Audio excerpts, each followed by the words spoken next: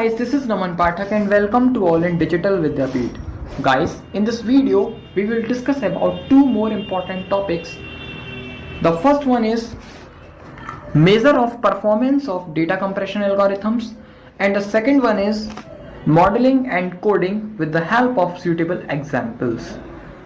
तो इससे पहले हम जो वीडियो में डिस्कस कर चुके हैं, हमने डेटा कंप्रेशन समझ लिया, डेटा कंप्रेशन की नीड क्या होती है वो समझ लिया, कंस्ट्रक्शन रिकंस्ट्रक्शन क्या होता है वो समझ लिया, और types of data compression techniques क्या होती हैं और उसके एप्लीकेशन एरियाज क्या होते हैं। तो उन सभी वीडियोस की लिंक आपको डिस्क्रिप्शन बॉक्स में दे ही दी है। उससे रिलेटेड कोई भी डाउट होता है आप मेरे से पूछ सकते हैं। बिना टाइम को वेस्ट करते हुए आज हम अपने वीडियो को स्टार्ट करते हैं और अपने सबसे पहले टॉपिक को डिस्कस करते हैं। तो पहला टॉपिक क्या है? Measure of performance of data compression algorithm. तो बेसिकली टॉपिक का मतलब क्या है कि जो डेटा कंप्रेशन की एल्गोरिथम थी उनकी परफॉर्मेंस को मेजर करना।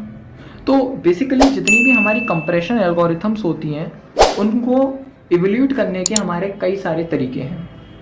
तो यहाँ पर हम सिर्फ एक फैक्टर से किसी भी एल्गोरिथम की कॉम्प्लेक्सिटी को नहीं निकाल सकते। हम जब भी मेज़र करते हैं तो रिलेटिव कॉम्प्लेक्सिटी ही मेज़र करते हैं किसी भी एल्गोरिथम की। क्यों? क्योंकि भैया जो अकेली कॉम्प्लेक्सिटी है वो किसी एक फैक्टर पर डिपेंड नहीं करती। ये ऑलरेडी हम लास्ट वीडियो में डिस्कस कर चुके हैं कि किन किन अलग अलग फैक्टर्स पर डिपेंड करती है।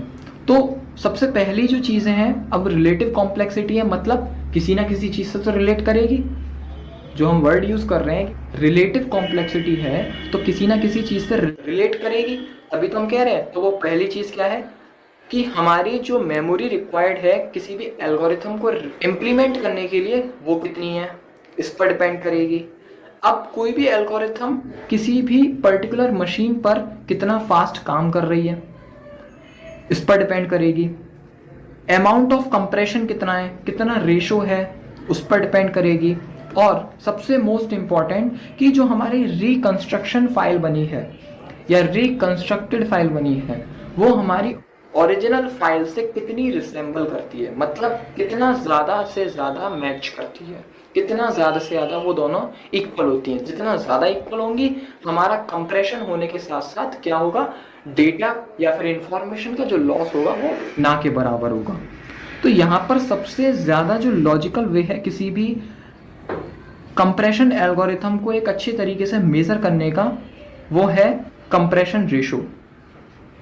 तो किसी भी पर्टिकुलर सेट ऑफ डेटा पर अगर हम किसी भी कंप्रेशन एल्गोरिथम को इम्प्लीमेंट करना चाहते हैं और उसकी परफॉर्मेंस को मेजर करना चाहते हैं तो सबसे जो बड़ा हैंड है वो किसका है? कंप्रेशन रेशो का। अब कंप्रेशन रेशो होता क्या है?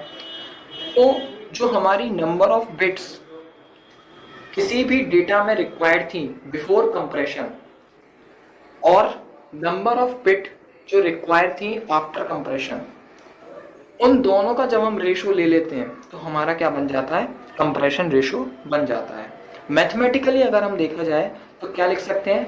Compression ratio is equals to number of bits required to represent the data before compression divided by number of bits required to represent the data after compression. तो जितनी number of bits required होंगी before compression and after compression, उन दोनों का जो ratio ले लेंगे वही हमारा क्या कहलाया जाएगा? Compression ratio.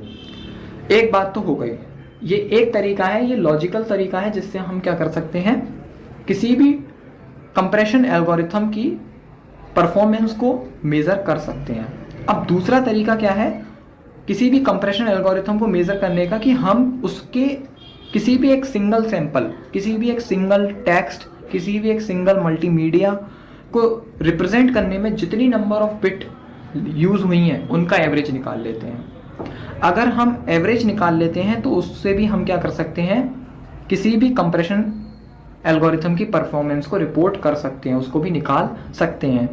तो इस टर्म को हम क्या बोलते हैं? जनरली रेट बोलते हैं। तो ये टर्म 2 नंबर में पूछने को आ जाता है, क्या है? व्हाट इज रेट या डिफाइन रेट।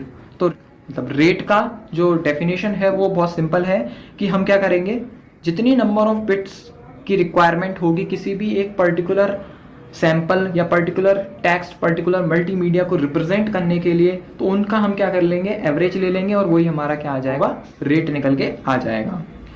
तो ये तो हमारे दो अलग अलग पॉइंट हो गए, एक तो कंप्रेशन रेशो वाला और एक हमारा रेट वाला। लेकिन यहाँ पर एक और इम्पॉर्टेंट पॉइंट आता है जब हम measure of performance of data compression की बात करते हैं, कि जो हमारा लॉसी कंप्रेशन था वहाँ पर जो रिकंस्ट्रक्शन हो रहा था फाइल का वो हमारे ओरिजिनल डेटा से अलग थी, क्योंकि वहाँ पर क्या हो रहा था, लॉस ऑफ इंफॉर्मेशन हो रहा था।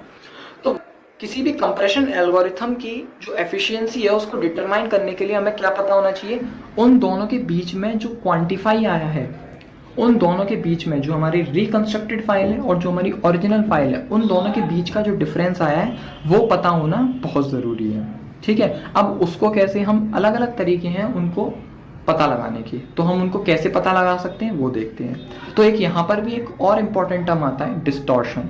डिस्टॉर्शन क्या होता है कि जो हमारी ओरिजिनल फाइल और रिकंस्ट्रक्टेड फाइल होती है या रिकंस्ट्रक्टेड डेटा होता है, उन दोनों के बीच का जो डिफरेंस निकल के आता है वो हम क्या बोलते हैं, डिस्टॉर्शन निकल के आया। तो distortion is basically the difference between the original and the reconstructed data और फाइल।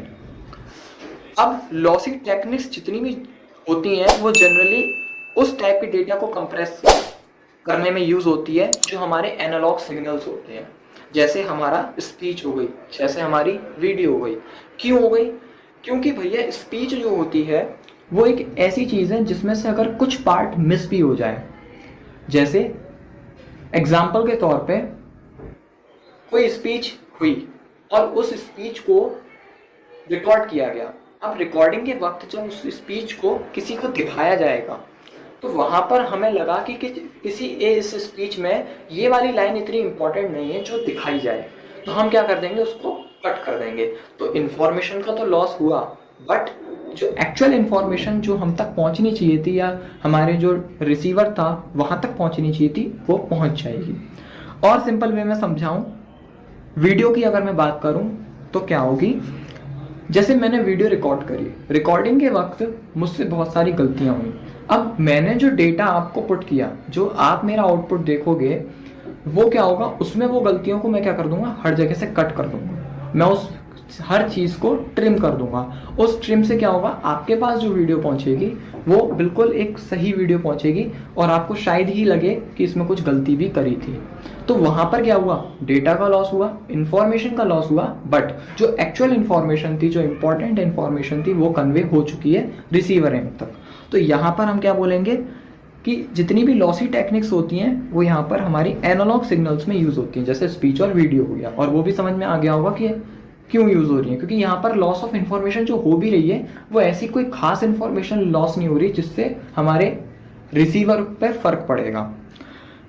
तो यहाँ पर जब भी हम कंप्रेशन करते हैं किसी भी स्पीच का और वीडियो का, तो जो फाइनल क्वालिटी होती है, किसी भी वीडियो की क्वालिटी को जज करने के लिए जो फाइनल आर्बिटर रहता है वो हमारा कौन रहता है, वो ह्यूमन रहता है, मतलब हम रहते हैं, ह्यूमन बींग्स। तो ह्यूमन रेस्पॉन्सेस अब क्या हो सकते हैं, उनको जज करना और उसको मैथमेटिकली किसी मॉडल को बनाना, उनके रेस्पॉन्सेस को, वो बहुत ज़्यादा कठिन है। क्यों, क्योंकि एक ही वीडियो के रिकॉर्डिंग 10 लोगों के 10 अलग अलग पर्सपेक्टिव होंगे। अब जैसे यही वीडियो है, इसमें से अगर 10 लोग होंगे तो पहले वाले को अच्छी लगेगी, दूसरे वाले को शायद बहुत अच्छी लगे, तीसरे वाले को बहुत ही बेकार लगे, और सिर्फ वो एक ही काम करने के लिए आए, डिसलाइक करने के लिए आए। और ऐसे 10 लोगों के जो अलग अलग पर्सपेक्टिव होंगे वो अलग अलग होंगे रिगार्डिंग दिस वीडियो। इसी तरीके से किसी भी कंप्रेस्ड वीडियो, किसी भी कंप्रेस्ड स्पीच को जब हम रिप्रेजेंट करते हैं, जब हम उसको उसके कंप्रेशन एल्गोरिथम की जो परफॉर्मेंस है उसको मेज़र करते हैं, तो ह्यूमन रेस्पॉन्सेस हमारे मेजर इंपॉर्टेंट रोल प्ले करते हैं। बट यहाँ पर प्रॉब्लम क्या आ रही है, ह्यूमन रेस्पॉन्सेस अलग अलग हैं। तो ज़्यादातर जो अप्रॉक्सीमेट मेजर होता है डिस्टॉर्शन का, वो हमारा यूज़ होता है फिर किसी भी रिकंस्ट्रक्टेड वेव फॉर्म्स की क्वालिटी को डिटरमाइन करने में। क्या यूज़ होता है, हमारा जो अप्रॉक्सीमेट मेजरमेंट होता है डिस्टॉर्शन का, वो हमारा मेजरमेंट के तौर पर यूज़ होता है कि किसी भी रिकंस्ट्रक्टेड वेव फॉर्म की क्वालिटी क्या है। ये हो गया थर्ड पॉइंट कि हमने लॉसी कंप्रेशन की बात कर ली, हमने कंप्रेशन रेशो की हेल्प से जो परफॉर्मेंस मेजर हो रही थी वो भी देख लिया, और हमने रेट के टर्म में भी उसको देख लिया। यहाँ पर एक लास्ट इंपॉर्टेंट पॉइंट आता है कि जो हमारा डिफरेंस रहता है रिकंस्ट्रक्शन में और ओरिजिनल डेटा में, उसमें हमारी दो बहुत ही ज़्यादा इंपॉर्टेंट फैक्टर डिपेंड होते हैं। पहला fidelity and second one is quality. अब फिडिलिटी मैं ऑलरेडी बता चुका हूँ, क्वालिटी आपको पता ही है, एक बार और बता देता हूँ। फिडिलिटी का सबसे सिंपल सा मतलब है समझने के लिए, जैसे मेरे पास कोई फाइल है तो उस फाइल की अगर मेरे को कोई कॉपी या उसको दोबारा से रिप्रोड्यूस करना है, उस फाइल को उसकी कॉपी निकालनी है, तो जो मैक्सिमम डिग्री रहेगी हमारी उसकी एक्सट्रैक्टनेस की। एक्सट्रैक्टनेस का क्या मतलब है कि उसको पूरा का पूरा जो मैं कॉपी करूँगा फाइल को, तो जो मैक्सिमम तरीके से मैं उसको कॉपी कर सकता हूँ वो उसकी फिडिलिटी बोली जाती है। तो ये फिडिलिटी जो यूज़ की जाती है वो किसी भी चीज़ को एग्जैक्टली डिटरमाइन करने के लिए यूज़ की जाती है कि क्या इन्फॉर्मेशन हमारी इम्पॉर्टेंट है। तो बेसिकली अगर मैं डेटा कंप्रेशन की बात करूँ तो जैसे हम प्रीवियस वीडियोस में देख चुके हैं कि डेटा कंप्रेशन में जो कंप्रेशन एल्गोरिथम और रिकंस्ट्रक्शन एल्गोरिथम हमारी यूज़ हो रही थी वो बेसिकली क्या होती थी कि जो हमारी ओरिजिनल फाइल है हम उसको पहले कंप्रेस करते हैं और उसका एक रिप्रेजेंटेटिव तैयार करते हैं। देन उसके बाद वो जो रिप्रेजेंटेटिव तैयार हो जाता है उसके बाद रीजेनरेटेड प्रोसेस होती है bye the help of reconstruction algorithm. तो वो जो रिकंस्ट्रक्शन एल्गोरिथम के थ्रू हमारी जो फाइल बनी है वो हमारी रिकंस्ट्रक्टेड फाइल होती है। तो ओरिजिनल फाइल और रिकंस्ट्रक्टेड फाइल में जितना कम डिफरेंस होगा वही हमारी सबसे बेस्ट एल्गोरिथम मानी जाती है। जैसे हमने लॉसलेस कंप्रेशन में देखा था कि बिल्कुल एग्जैक्टली सेम आ रही थी हमारी ओरिजिनल फाइल और जो हमारी रिकंस्ट्रक्टेड फाइल थी वो हमारी सेम थी। लॉसी कंप्रेशन में क्या था कि कुछ डेटा का लॉस हो रहा था लेकिन फिर भी हम मैक्सिमम 95-98% तक उसको एक दूसरे के इक्विवेलेंट लाने की कोशिश करते हैं।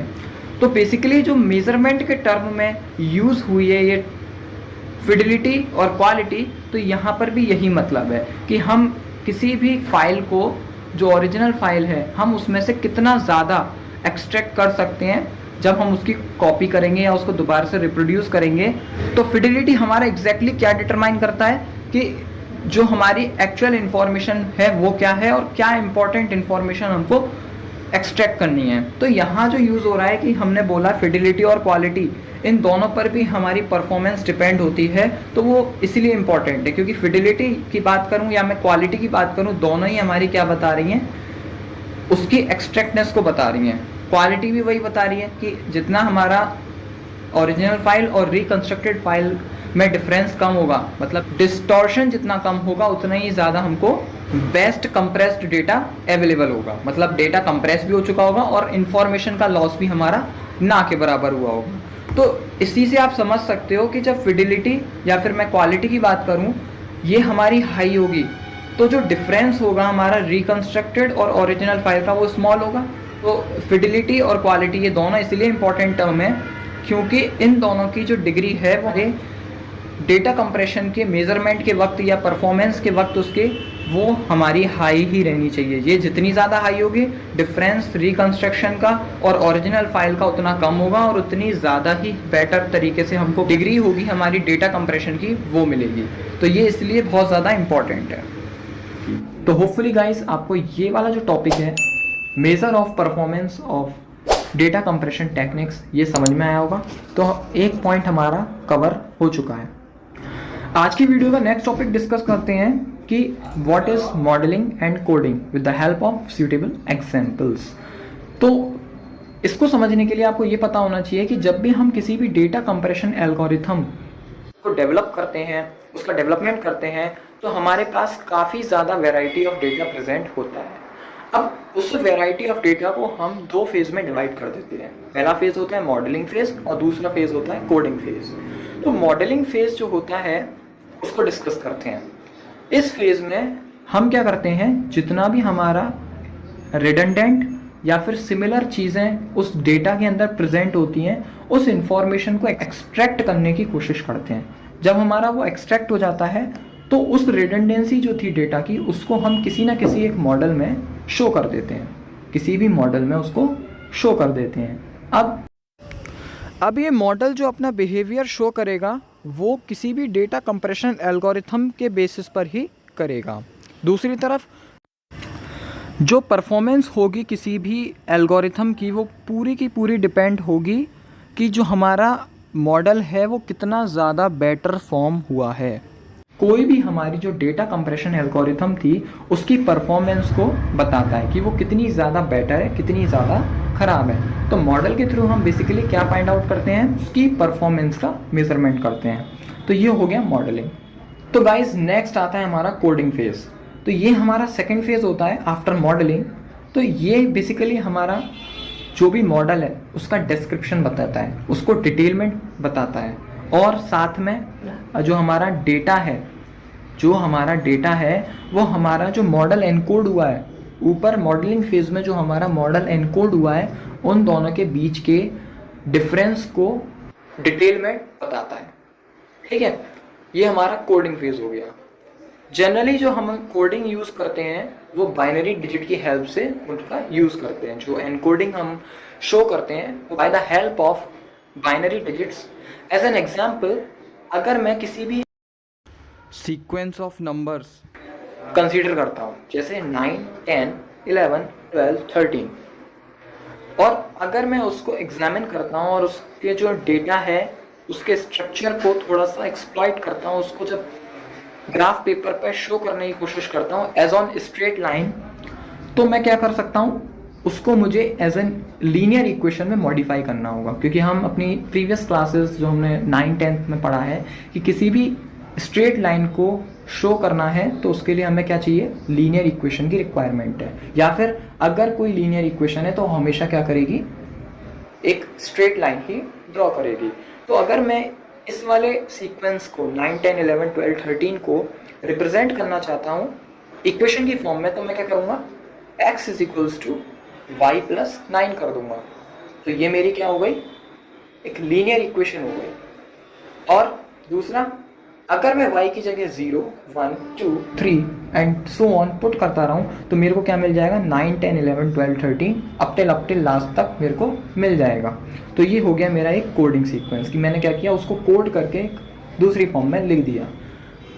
इसके और भी कई सारे एग्जाम्पल हो सकते हैं जो हम अपनी अलजेब्रा में अरिथमेटिक प्रोग्रेशन में पढ़ते हुए आ रहे हैं। बेसिकली हमारे पास क्या होता था 10th में कि AP में क्या होता था, हमारे पास सीक्वेंस गिवन होता था, हम A को कैलकुलेट कर लेते थे, N को कैलकुलेट कर लेते थे, D को कैलकुलेट कर लेते थे।